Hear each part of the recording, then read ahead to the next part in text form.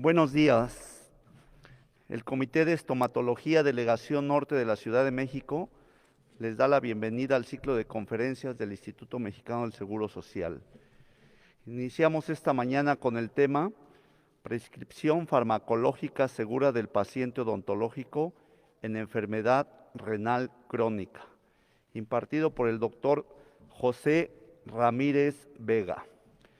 El doctor es médico cirujano y cirujano dentista. Ha dedicado su práctica clínica al manejo del paciente sistémicamente comprometido que requiere atención odontológica integral. Tiene actividades médico-hospitalarias en consulta externa y de urgencias. El doctor cuenta con maestría en docencia por la Universidad Justo Sierra. Profesor en la licenciatura de cirujano dentista en las asignaturas farmacología, emergencias médico-odontológicas y medicina estomatológica. Profesor titular del diplomado en farmacología médica estomatológica aplicada a la clínica.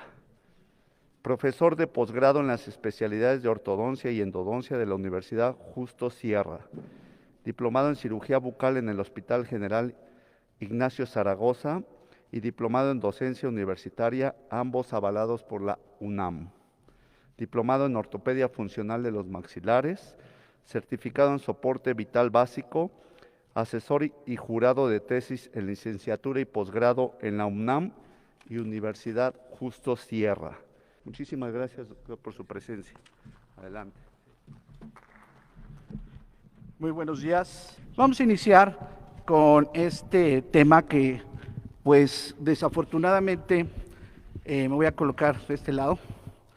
Es una patología que ha ido incrementando poco a poco.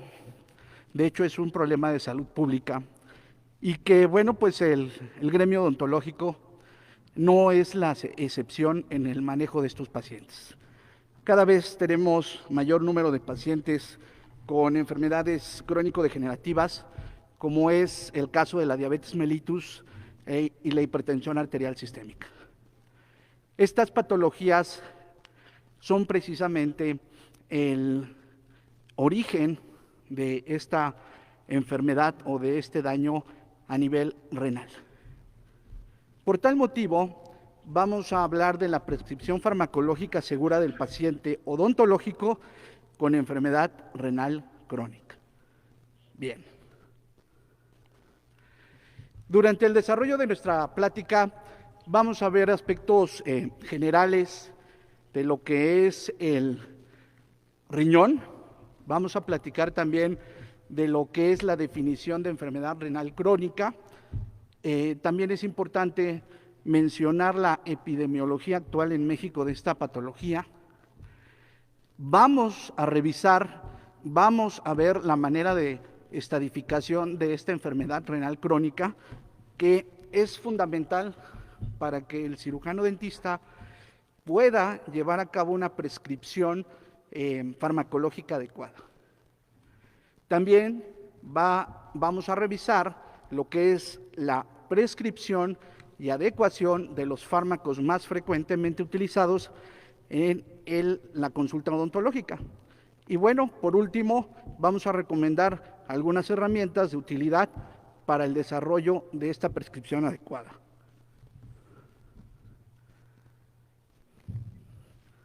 Bien, de los aspectos generales del riñón, es importante mencionar que los riñones pertenecen al sistema urinario, el cual está constituido por dos órganos, dos riñones, derecho e izquierdo, y que se consideran órganos retroperitoneales. También vamos a hablar sobre su configuración externa, el cual la forma se nos dice que es como si fuera de una habichuela de un frijol, que va a estar recubierto por una capa fibrosa, que va a tener un polo superior, un polo inferior. En el polo superior vamos a encontrar una glándula, la glándula suprarrenal. Vamos a tener un borde lateral, un borde medial, una cara anterior, una cara posterior, y vamos a tener en la cara interna o en la cara medial una curvatura, una depresión llamado ilio. De este ilio va a emerger la arteria renal, la vena renal, vasos linfáticos y el uréter. También vamos a estudiar al riñón desde su parte interna, ya un poco más a nivel histológico, en donde vamos a tener que el riñón va a tener una corteza y una médula. En la corteza vamos a tener gran cantidad de capilares. Quiere decir que va a haber mucha sangre. Y en la médula vamos a contener más orina, que ya empieza este filtrado de esta sangre. Dentro de las estructuras de la médula vamos a tener diferentes partes del riñón, como puede ser una pelvis renal, como puede ser cáliz mayor, cáliz menor, como pueden ser las columnas renales, las pirámides, las papilas renales, etc. Si vamos a una visión más microscópica, podemos ver la distribución ya de las nefronas.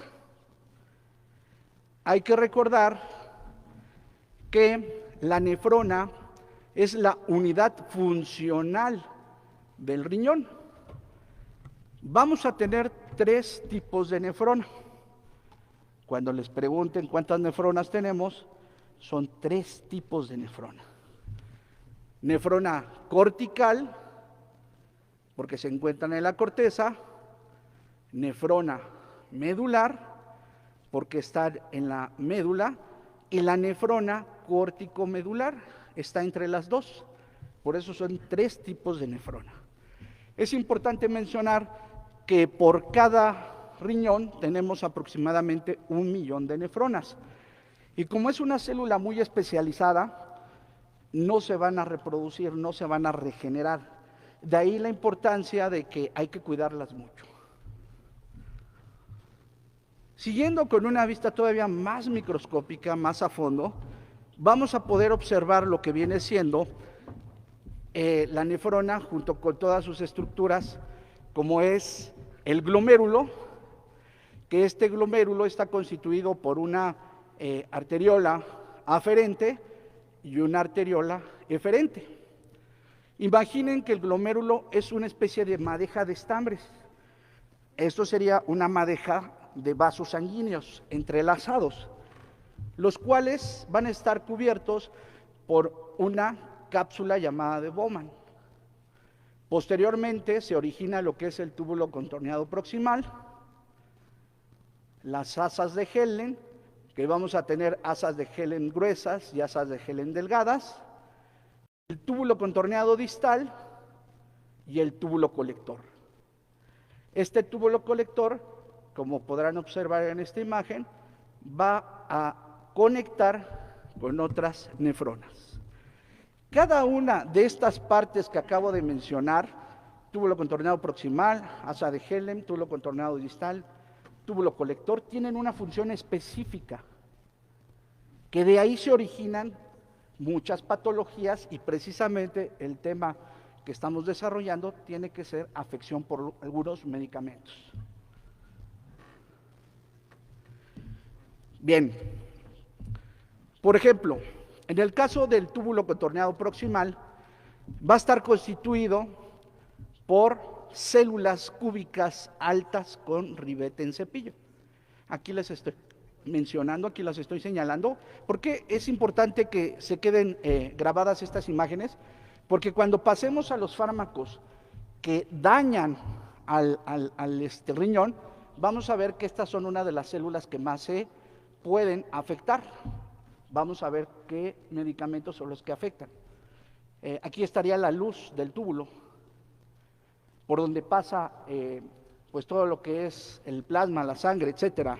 Bien, y este túbulo contorneado proximal está diseñado para reabsorción. Tenemos también lo que viene siendo la asa de Henle. Aquí tenemos la representante celular de esta porción de la nefrona, que está revestida por células cúbicas muy bajas, ya no tiene el ribete en cepillo, como en el túbulo contorneado proximal. Y aquí algo muy importante es que va a tener diferentes funciones. En el caso de la porción delgada, está diseñado especialmente para concentrar la orina, y en el caso de la porción gruesa va a ser impermeable al agua y obviamente transporte activo de cloruro. Tenemos lo que viene siendo el túbulo contorneado distal. Aquí vemos la imagen de la célula y bueno, en este caso va a tener una célula o células epiteliales bajas sin ribete en cepillo. Dentro de las funciones importantes de este túbulo contorneado distal, está diseñado especialmente para excreción y reabsorción. En el caso de los túbulos colectores o túbulo colector, que prácticamente es el que ya tiene la orina lista para ser excretada, tenemos sus células, ¿sí?, que van a tener dos tipos de células, las células intercaladas y las células principales, y dentro de sus funciones de esta porción, ¿sí?, en este lugar ocurre difusión facilitada de agua. Bien, esto es en forma general la función de cada una de estas partes de la nefrona. Aquí tenemos una fotografía de lo que es el diafragma de filtración. Aquí estamos viendo lo que es el glomérulo. Es un acercamiento muy bonito, muy importante para entender un poco más cómo es la anatomía, la estructura de este elemento vital, fundamental de la nefrona. Y vean cómo vemos estos capilares, estos vasos sanguíneos entrelazados, ¿no? Tenemos lo que es el glomérulo junto con una estructura que lo recubre, aquí lo estamos viendo, como si tuviera unas digitaciones, unas vegetaciones aquí envolviéndolo como una armadura, ¿sí?, que son los podocitos, que esto es la capa visceral de la cápsula de Bowman. Esto está cubriendo a estos capilares, ¿sí? Aquí vemos ya un esquema de estos capilares más gráficamente. Aquí está el vaso sanguíneo y si se dan cuenta tiene los poros o también llamadas fenestraciones, y tenemos precisamente la estructura de los podocitos, una especie de andamiaje, una especie de rendijas, que lo que va a hacer es ayudarnos a filtrar toda la sangre que pasa por esos capilares. Aquí vemos con un mejor acercamiento este andamiaje, y si vemos la imagen superior del lado derecho, vemos gráficamente cómo este andamiaje, que está constituido por diferentes proteínas, nefrina, cateína, ¿sí?, son las que llevan a cabo la filtración de toda la sangre, de todo el plasma. Cuando tenemos algún problema que afecte a esta zona, es cuando le damos el nombre de enfermedad renal, porque se afecta este filtro. Esta especie de coladera es la que se afecta, la que se lastima por diferentes situaciones: diabetes mellitus, hipertensión, fármacos, etcétera, ¿sí? Entonces es importante entender esta estructura para que podamos precisamente llegar al entendimiento de cómo se afecta el riñón por medio de estas alteraciones ya mencionadas. Aquí tenemos un glomérulo, el esquema de un glomérulo, y bueno, hacemos una comparación con un corte histológico, en donde podemos ver las diferentes estructuras. Por ejemplo, tenemos la arteriola aferente, la arteriola eferente, tenemos lo que son la luz de los diferentes capilares, la matriz mesangial, células mesangiales, el espacio urinario, la cápsula de Bowman, ¿sí? Y así sería, vista el microscopio, en un estado de salud, ¿sí?, sin enfermedad este glomérulo, que cuando hay alguna alteración está totalmente desordenado. Estas imágenes, si fuera el caso de un problema inflamatorio, pues gran cantidad de células inflamatorias, por ejemplo, pudiera haber eosinófilos, diferentes células que desorganizan esta arquitectura. Pasando a la cuestión fisiológica del riñón, podemos ver de una manera más dinámica cómo se lleva a cabo este proceso de filtración. Volvemos a mencionar la arteriola aferente, la arteriola eferente, lo que es el glomérulo, ese entramado de capilares, la cápsula de Bowman, los túbulos contorneados proximales, asa de Henle, los túbulos contorneados distales y el túbulo colector. Y vamos a tener de primera parte de instancia lo que es la filtración, que es la función fundamental del riñón, pero dentro de esta misma función tenemos absorción, tenemos reabsorción y tenemos secreción.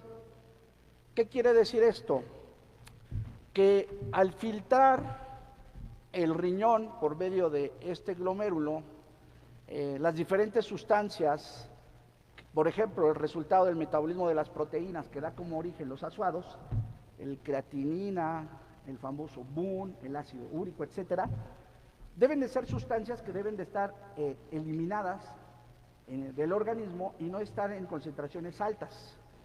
Esto se hace por medio de la orina. Si, por ejemplo, al hacer la filtración, por ahí se escapa alguna sustancia que todavía puede ser utilizada por el cuerpo, glucosa, proteínas, electrolitos, van a ser regresadas al torrente sanguíneo, ¿sí? Proceso de absorción. Pero si desafortunadamente en el proceso de filtración existen sustancias en exceso o que no deben de estar en el torrente sanguíneo, van a ser regresadas al túbulo contorneado proximal para posteriormente ser excretadas. Ese es el equilibrio, esa es la función adecuada que debe de tener. Gracias.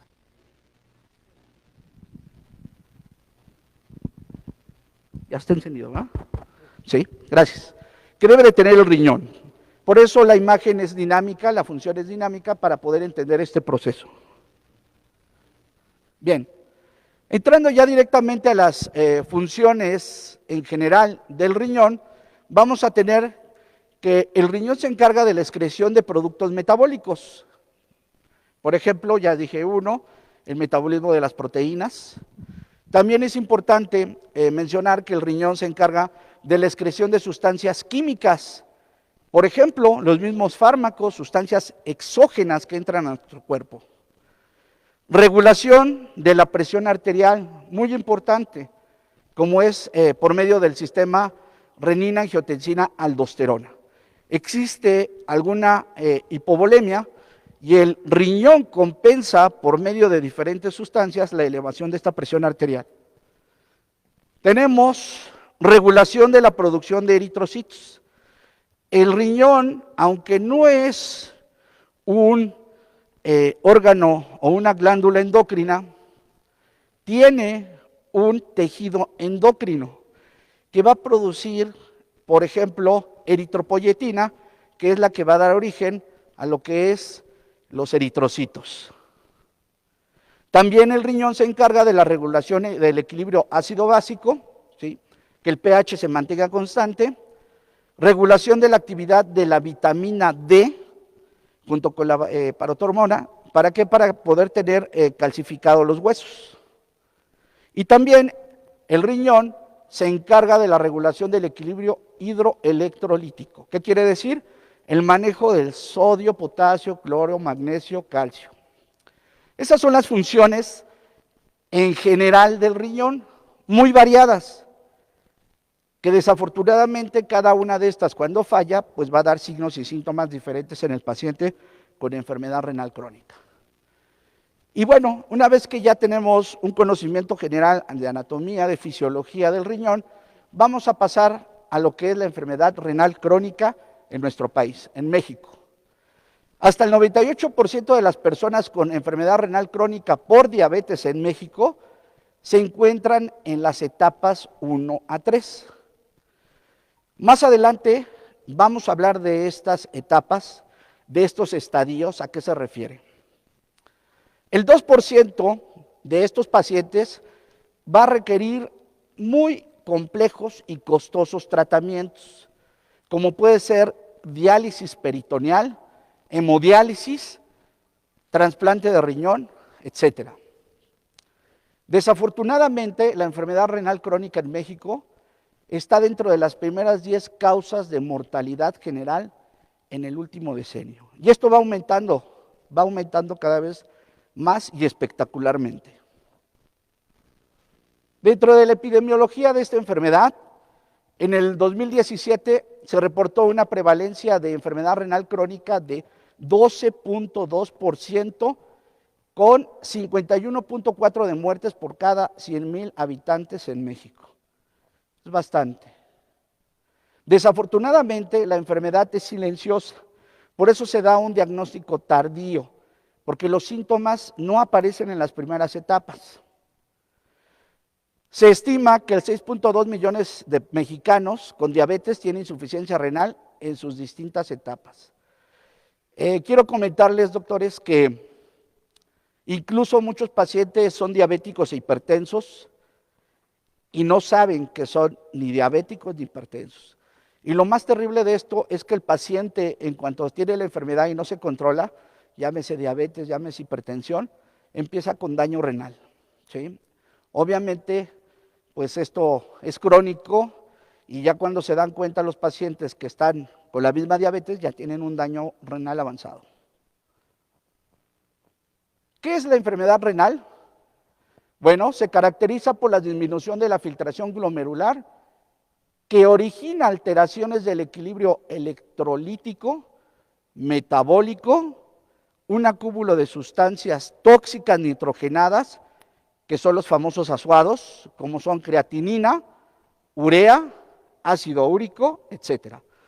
Todo lo que el ser humano come, todo lo que viene de sustancias exógenas, el riñón se encarga de eliminarlo y desafortunadamente con esta enfermedad todo se acumula.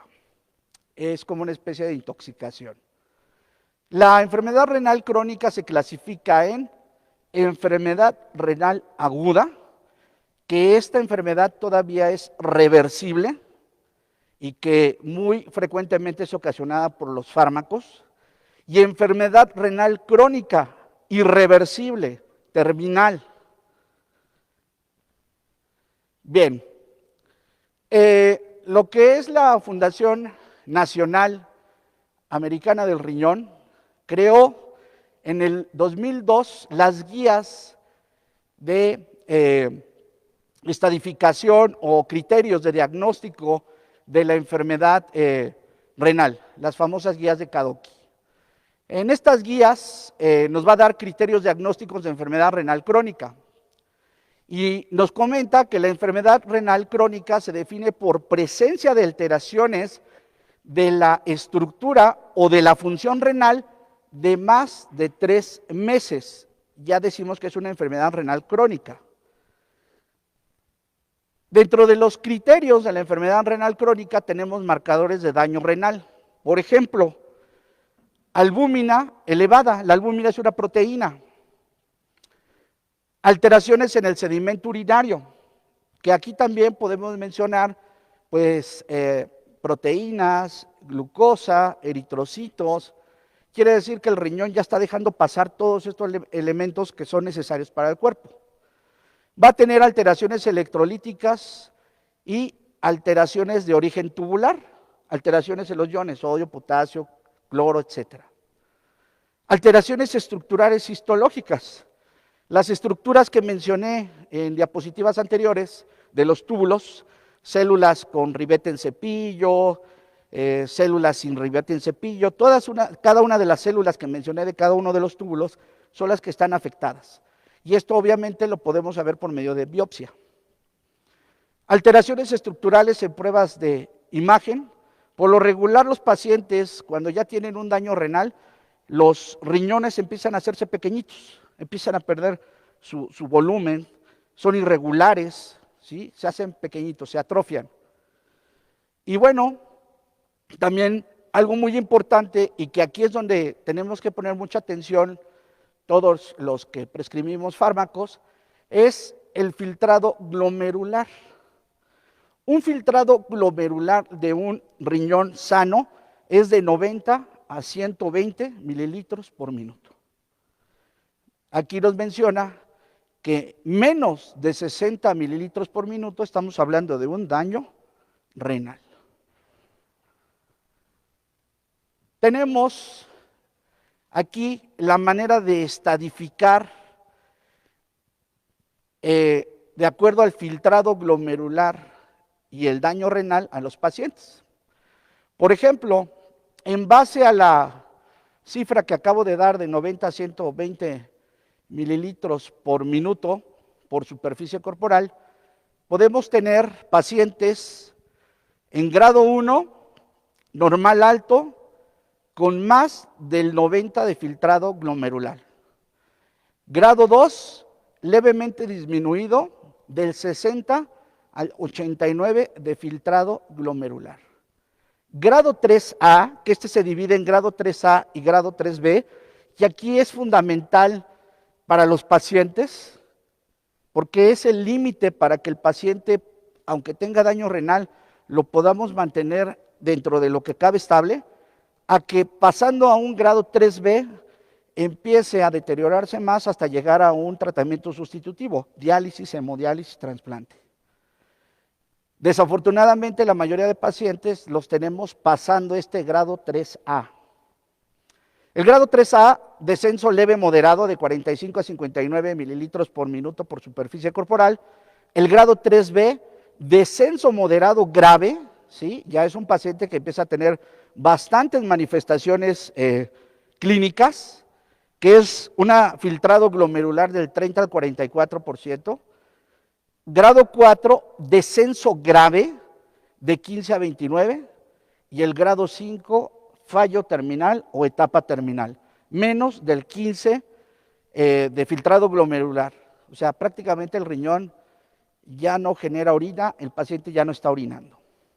Bien, en esta parte de la gráfica es una estadificación A1, A2, A3 en base a las alteraciones a nivel de las proteínas, que es uno de los elementos que más se pierden en los pacientes con daño renal.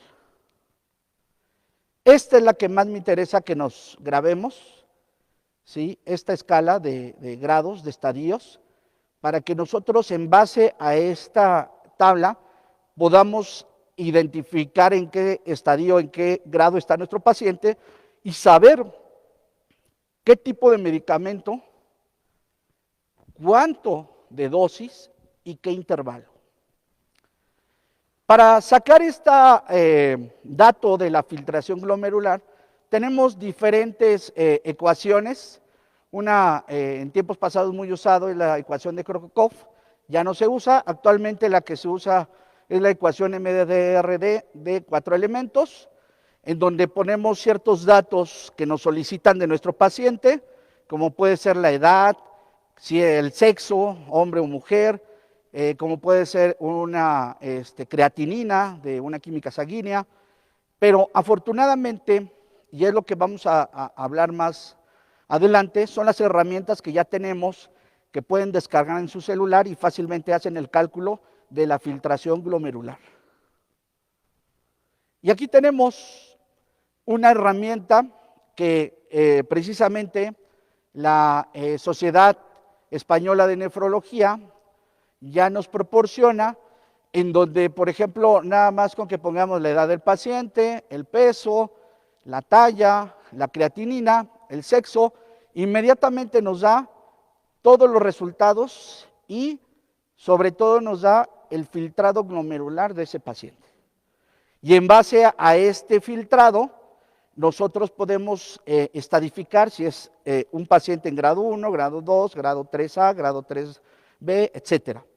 Realmente ya es una opción muy adecuada, muy fácil de usar, para que en el mismo consultorio dental podamos nosotros, en base a la filtración glomerular, recetar o prescribir determinados medicamentos.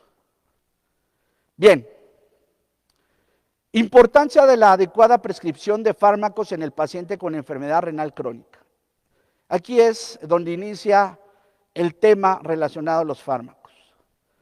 La inadecuada prescripción farmacológica son causantes aproximadamente del 20% de los episodios de enfermedad renal aguda.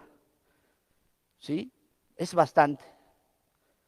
A medida que disminuye la filtración glomerular, aumenta el riesgo de nefrotoxicidad. Y va a haber muchos elementos que nos van a fomentar la disminución de esta filtración.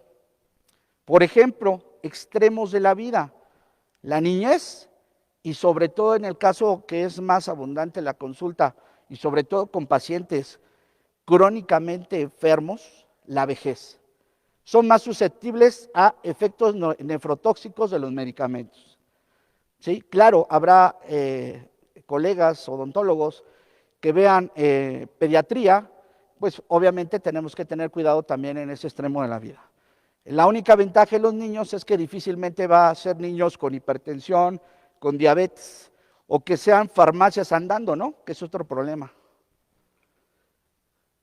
La reducción de la función renal, y aquí les tengo una pues mala noticia, se inicia a partir de la tercera década de la vida. Quiere decir que todos nosotros a partir de los 30 años empezamos a perder 1 mililitro de filtrado glomerular. ¿Por qué? Porque las estructuras envejecen. Y si le sumamos, doctores, diabetes, hipertensión, exceso de consumo de fármacos, pues ese riñón, ¿cómo va a estar a los 40 años? Y aquí empezamos, como tal, las lesiones que pueden provocarse por los fármacos. Por ejemplo, dentro de los mecanismos de nefrotoxicidad tenemos lesión tubular, necrosis tubular aguda. Vuelvan a recordar esas estructuras que vimos de los túbulos contorneados, de las células, que son las que se afectan. Acuérdense que esas células son las que llevan a cabo la reabsorción, absorción, excreción. Entonces la acción nefrotóxica suele ser dependiente de la dosis. Ojo, la dosis es muy importante y los intervalos. Sobre todo los medicamentos que nos causan lesión tubular o necrosis tubular aguda es el grupo de los aminoglucósidos. Afortunadamente, no son de primera elección en odontología, pero eso no quiere decir que nuestro paciente, por otra área, por otra especialidad, por otro tratamiento, esté tomando aminoglucósidos y que nosotros, aparte, le demos AINES. Más adelante vamos a ver qué es lo que hacen los AINES. Pues obviamente potencializamos el daño renal. Entonces estos aminoglucósidos lo que van a hacer son alteraciones en las funciones mitocondriales de las células que vimos en diapositivas anteriores, alteraciones del transporte o formación de radicales libres. En general lo que hacen los aminoglucósidos en las células del riñón, en los túbulos contorneados, es crear una especie de proceso inflamatorio exacerbado. Llega a gran cantidad de células inflamatorias que lo que hacen es irritar, lo que hacen es inflamar y con una situación de poderse regenerar estas células de los túbulos, se hacen fibrosas, se esclerosan y se pierde la arquitectura de estas células y se pierde la función. Y ahí es cuando llegamos a la falla renal.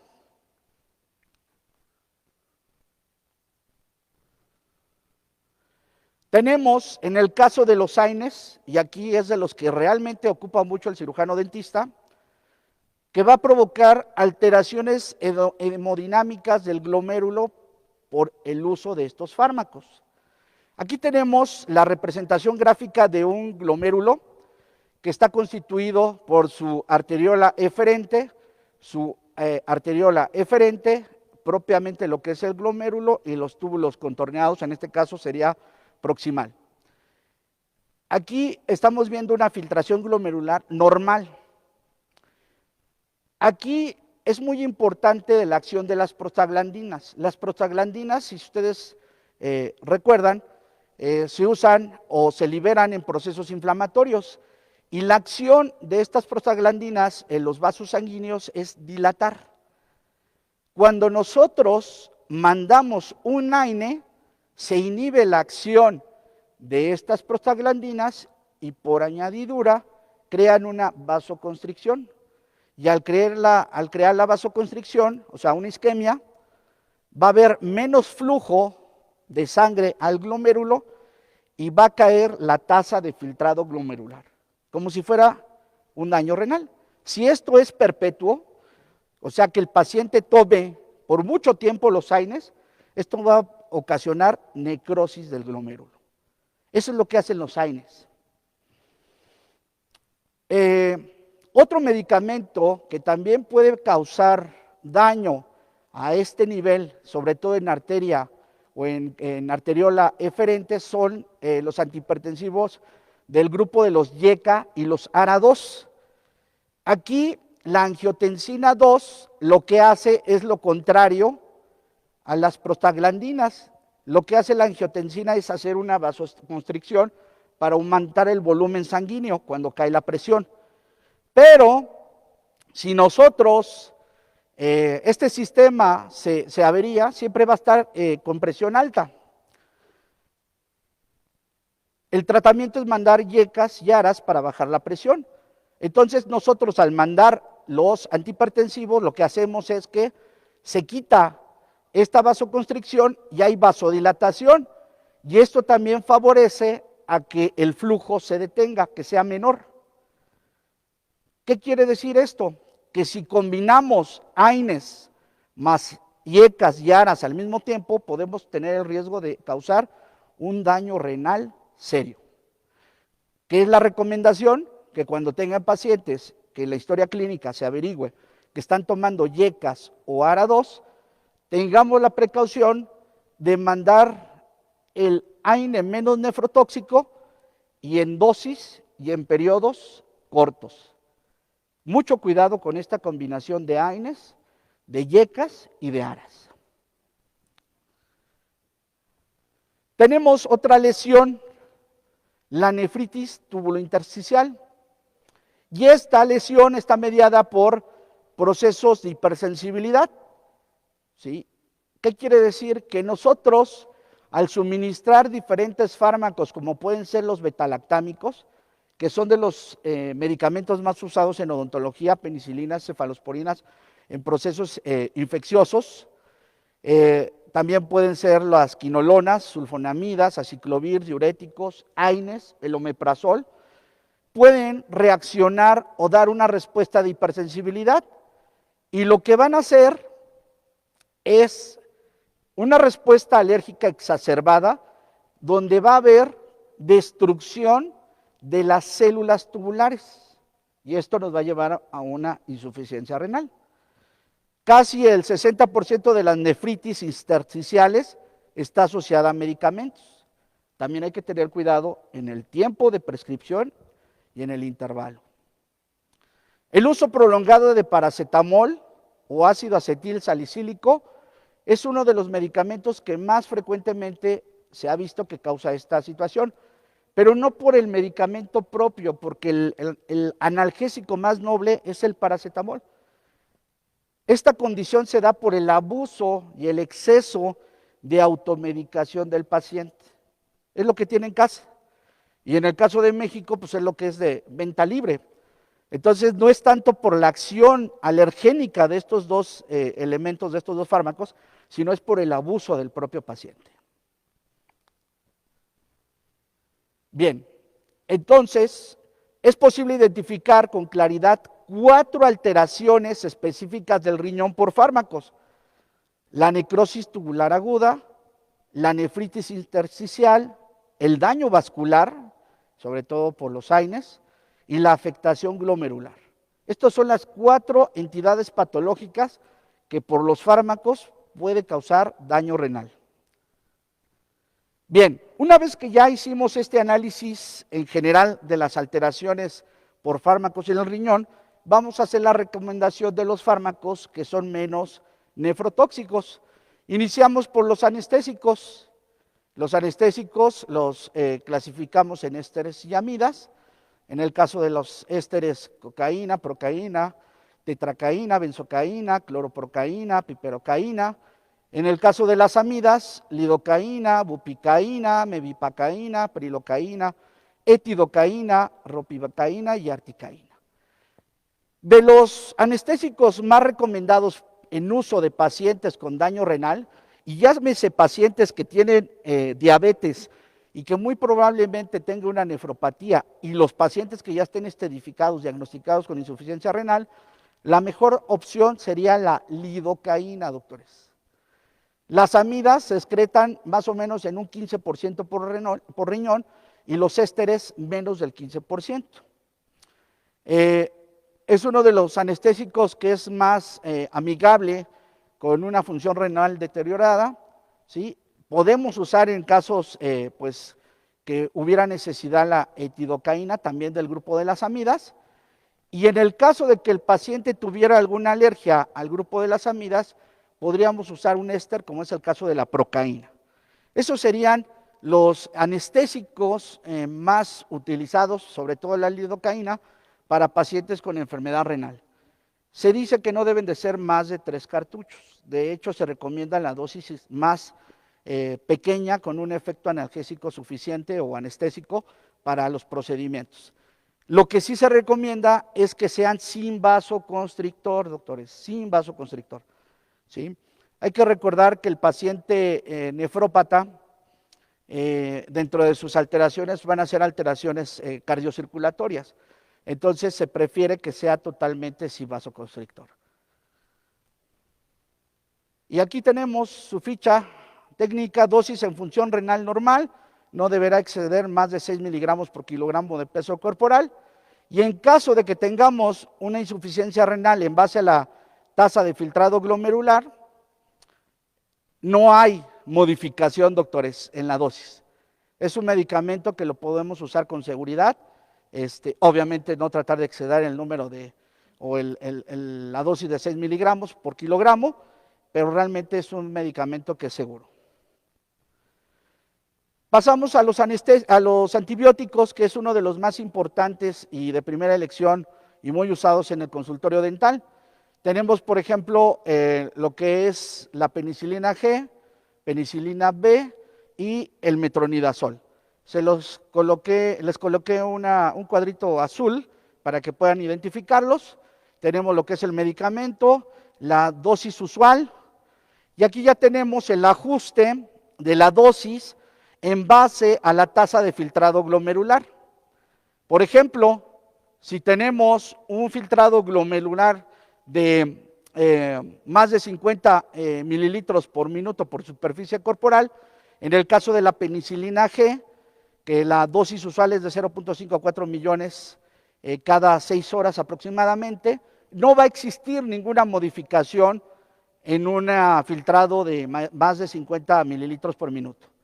Pero si tenemos un paciente que ya tiene un filtrado glomerular de 10 a 50, ya hacemos una reducción al 75%, y si tenemos un paciente con menos de 10 mililitros por minuto, hacemos una reducción del 20 al 50. De hecho, las penicilinas naturales son de las más nobles que podemos utilizar en pacientes con enfermedad renal. En el caso de la Pemvica o la vitamina B, la penicilina B, son 500 miligramos cada 6 horas. No va a haber modificación ni en 50 mililitros por minuto, ni en de 10 a 50 de tasa de filtrado glomerular. Se van a quedar las dosis exactamente igual, y solamente vamos a hacer un ajuste cuando el paciente tenga menos de 10 mililitros. En el caso del metronidazol, que no es un antibiótico de primera elección en infecciones odontogénicas, pero que sí lo usamos, tenemos de 250 a 500 miligramos cada 6 horas, de acuerdo a la dosis usual. Si tenemos un paciente entre 50 mililitros por minuto de tasa de filtración glomerular, o de 10 a 50, no va a haber modificación ¿sí? Podemos enviarla. Incluso en alguna otra ficha técnica que vamos a ver más adelante, no nos dice que existe una modificación, vamos a dar la dosis como si el riñón no tuviera ninguna alteración. ¿Por qué es esto? Porque su mecanismo de excreción tiene que ver más por vía hepática que por vía renal. Aquí tenemos también otra forma de poder suministrar estos medicamentos, pero esto es de acuerdo al intervalo. La dosis se da como habitualmente se prescribe por medio de la vida media, y lo que hacemos es prolongar el intervalo. En vez de que sea cada 6 horas, puede ser cada 8 o puede ser cada 12. Por ejemplo, amoxicilina de 250 a 500 miligramos cada 8 horas, o de 500 a 875 cada 12 horas. No va a haber modificaciones en un paciente que tenga un filtrado glomerular de más de 50, y solamente podemos hacer algunos ajustes en los pacientes de 10 a 50 en lo que es el intervalo. En vez de que lo mandemos, por ejemplo, cada 8 horas, puede ser cada 12 horas. ¿Sí? Y si es un paciente con menos de 10% de filtrado glomerular, pues puede ser hasta cada 24 horas la dosis habitual. En el caso de amoxicilina con ácido clavulánico, tenemos la misma situación, 250 500 miligramos cada 8 horas, ¿sí? O 875 cada 12, no va a haber modificación en un paciente con una tasa de filtrado glomerular de 50, y solamente se va a hacer el ajuste en pacientes que tengan del 10 al 50 o menos del 10 de filtrado glomerular en el intervalo. Puede ser cada 12 o cada 24. Otro de los medicamentos muy utilizados en odontología, por ejemplo, es la clindamicina, que aquí tanto la clindamicina como la eritromicina no hay ajustes, doctores. Podemos mandar la dosis habitual como si fuera una función renal normal. Aquí tenemos la ficha técnica más detallada de amoxicilina, dosis en función renal normal de 250 a 1 gramo cada 8 horas, máximo 6 gramos por día hasta 12 gramos en endocarditis, si fuera el caso. En el caso de que sea una dosis de insuficiencia renal en base a la tasa de filtrado glomerular, de 20 a 50, dosis como en la función renal normal, de 10 a 20, dosis como en la función renal normal, y menos de 10, prácticamente no hay ninguna modificación, ¿sí? Prácticamente la amoxicilina se queda igual. En el caso de la eritromicina, de primera elección en caso de alergia a la penicilina, la dosis en función renal normal es de 250 a 500 miligramos cada 6 horas, o 0.5 a 1 gramo cada 12 horas.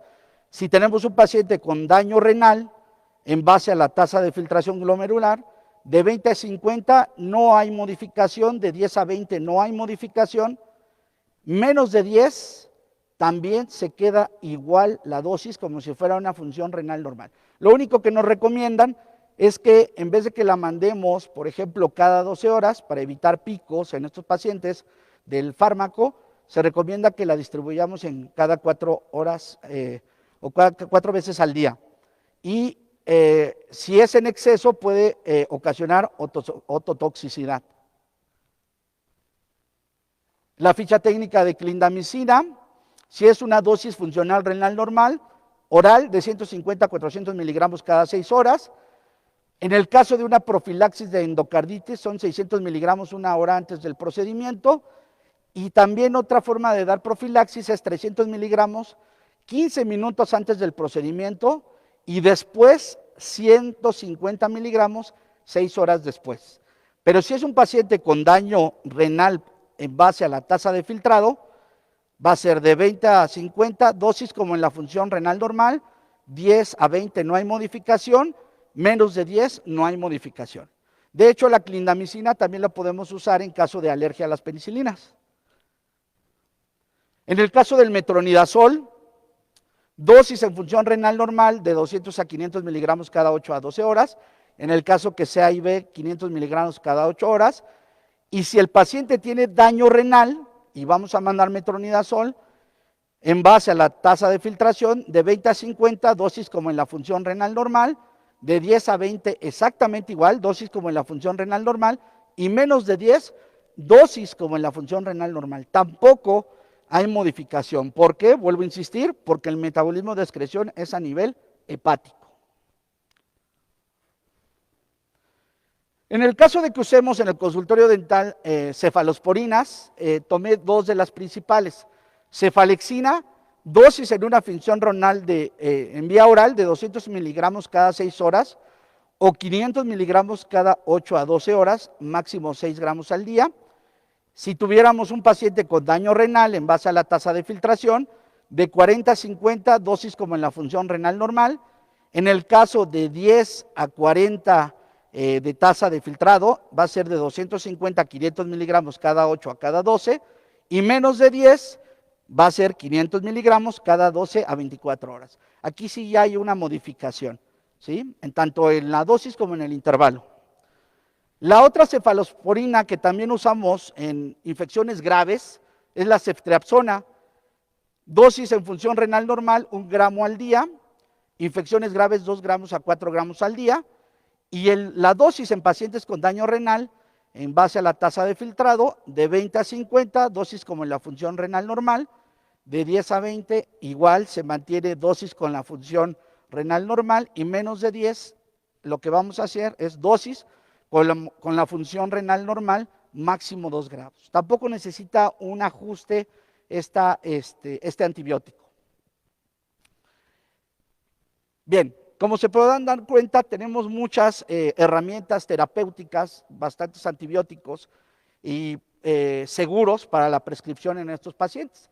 Pasamos al otro grupo de medicamentos que se usan en el consultorio dental y que muy frecuentemente causan afección o daño renal, como son los analgésicos antiinflamatorios.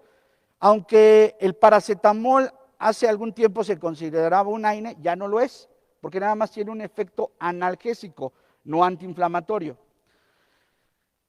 En este cuadro lo que hice es poner analgésicos y antiinflamatorios más usados por el odontólogo en un estudio que se realizó, en donde el 23.9% de los odontólogos prefiere como primera elección el paracetamol, 19.5% el ibuprofeno, 18.6% el ketorolaco y 14.1% el naproxeno. Y otros analgésicos es el 11.5%, como es clonixilato de lisina, metamizol, desquetoprofeno, tramadol, contramadol y celecoxib. Bien, entonces, en base a esto, el otro cuadro, que incluso puse un semáforo indicando los analgésicos menos nefrotóxicos, como es el paracetamol, como es el clonixilato de lisina, como es el metamizol. Desafortunadamente el paracetamol solamente es analgésico, no es antiinflamatorio. El clonixilato de lisina sí tiene un efecto analgésico, antiinflamatorio, antiespasmódico, antipirético, al igual que el paracetamol es antipirético. Y en el caso del metamizol tiene también las dos acciones, analgésica y antiinflamatoria, aunque es menos antiinflamatoria. También es un excelente antipirético. Ya un daño o una nefrotoxicidad, 2 cruces, vendría siendo el ibuprofeno, el ketorolaco, el desquetoprofeno, ¿sí? Con tramadol y el celecoxib. Desafortunadamente el celecoxib tiene daño renal grado 1, pero el paciente con daño renal tiene muchos problemas cardiocirculatorios y hay que recordar que el celecoxib es del grupo de los analgésicos antiinflamatorios que más se ha reportado alteraciones a nivel cardiocirculatorio, daño a lo que es el miocardio, ¿no? Por eso, pues también lo ponemos con precaución. Y definitivamente el que tiene 3 a 4 cruces de daño renal es el naproxeno, ¿sale? Aquí se recomienda que todos se deben de enviar de acuerdo a sus dosis, ¿sí? De 400, de 500, de 600, y sobre todo el intervalo. Los AINES no se deben de mandar más de 5 días, doctores, ¿sí? No deben de enviarse más de 5 días. Solamente en situaciones muy especiales donde el paciente probablemente tiene un procedimiento o una enfermedad crónica, un procedimiento quirúrgico que cause mucho dolor, Lo máximo son 10 días, pero la recomendación es que no sean más de 5 días.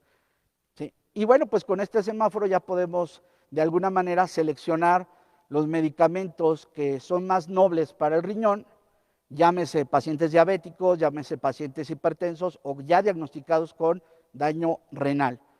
Y con mucha precaución usar los analgésicos antiinflamatorios en amarillo, que también son muy efectivos en el control del dolor y de la inflamación, pero que pues sí llevan un daño renal. Bien, dentro de los materiales de apoyo que les recomiendo está esta edición del 2019, que es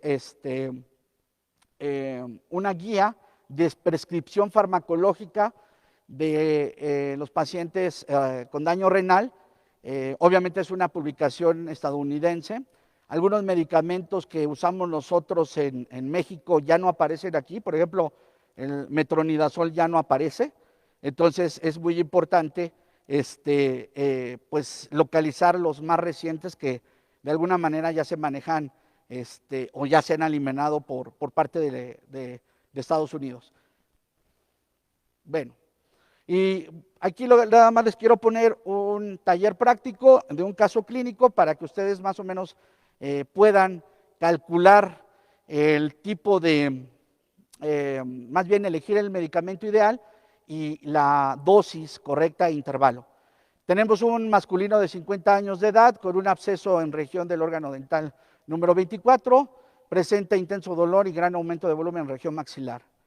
Cuenta con los antecedentes o los siguientes antecedentes de importancia.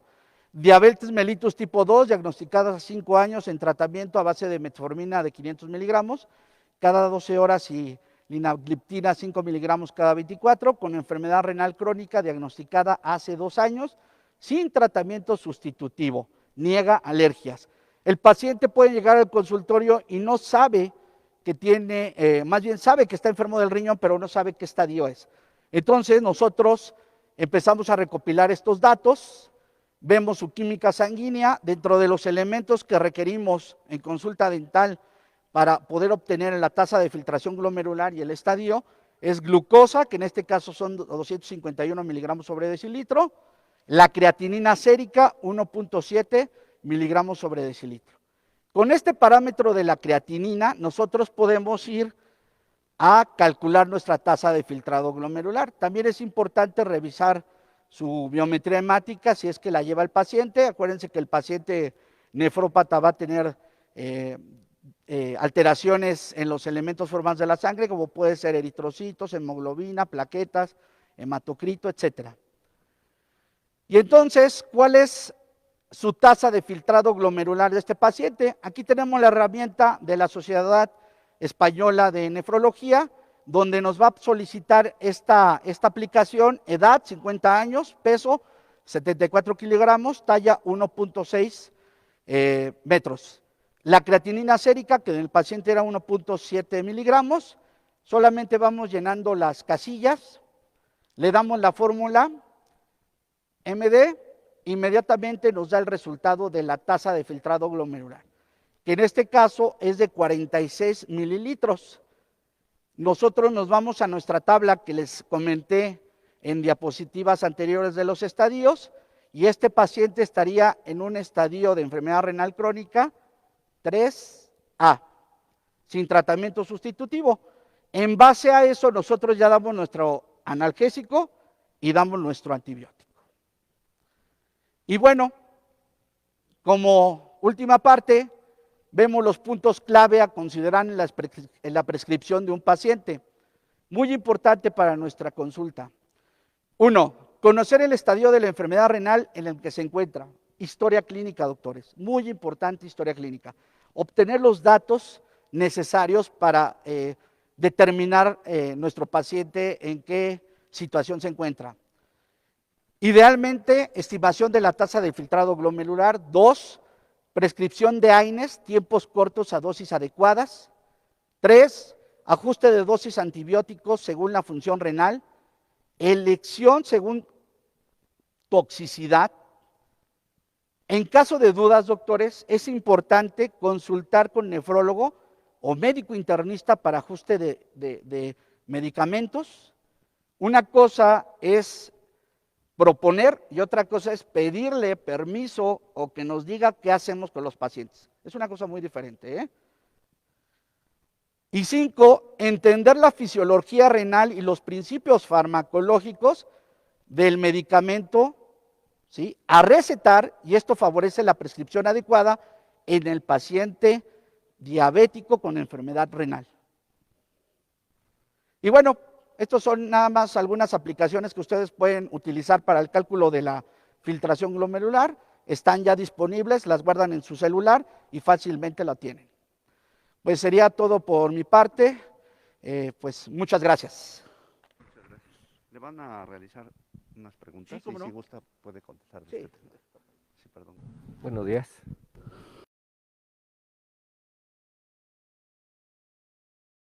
Claro, puede haber pacientes que muy frecuentemente tienen afección de la vía urinaria y que desafortunadamente las infecciones repetitivas pueden ser incluso por algún tipo de malformación que nunca se ha encontrado, nunca se ha diagnosticado, algunas fístulas.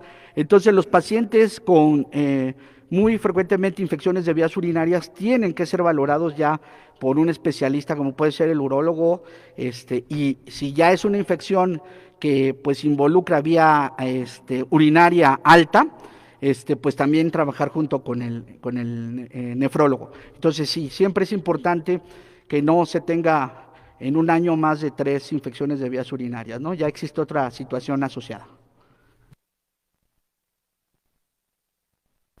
Ok, muchas gracias. Y otra pregunta es si un paciente con un solo riñón sano puede ser tomado como un paciente con daño renal al 50%. Un paciente que tiene único riñón, por lo regular, si tiene una función glomerular de 120 a 90, es totalmente sano, no hay problema. Lo único que pues pudo haber sido a lo mejor una ausencia de riñón desde nacimiento que no se formó o se malformó, o alguna situación tumoral que se tuvo que quitar un riñón, pero realmente se considera un paciente sano. Obviamente el compromiso es para el paciente, se tiene que cuidar en la dieta, en no ser hipertenso, no ser obeso, no tener diabetes, porque nada más tiene un riñón. Pero mientras la función glomerular esté bien, es un paciente normal. Claro, la obligación de todo profesionista del área de la salud, en este caso el odontólogo, es precisamente no causar una iatrogenia por una mala prescripción farmacológica. Y por último, ¿qué tanto recomienda usted el uso de diclofenaco? Y si es así, ¿por cuánto tiempo? Miren, es importante recordar que la farmacología nos enseña dependiendo del paciente, sus necesidades, sus patologías, elegir el medicamento de primera elección. El diclofenaco es un analgésico antiinflamatorio que más bien es utilizado para cuestiones tendinosas, musculares. Realmente no es directamente la acción que requerimos en el consultorio odontológico. Para eso existen otro tipo de AINES directamente en tejidos blandos, tejidos duros. Entonces el diclofenaco para empezar no sería una primera elección. Y en segundo lugar es uno también de los medicamentos más nefrotóxicos como puede ser naproxeno. Entonces definitivamente no sería ni la primera elección. Tenemos más AINES que son más seguros y con mejor efecto a nivel bucodental. Gracias.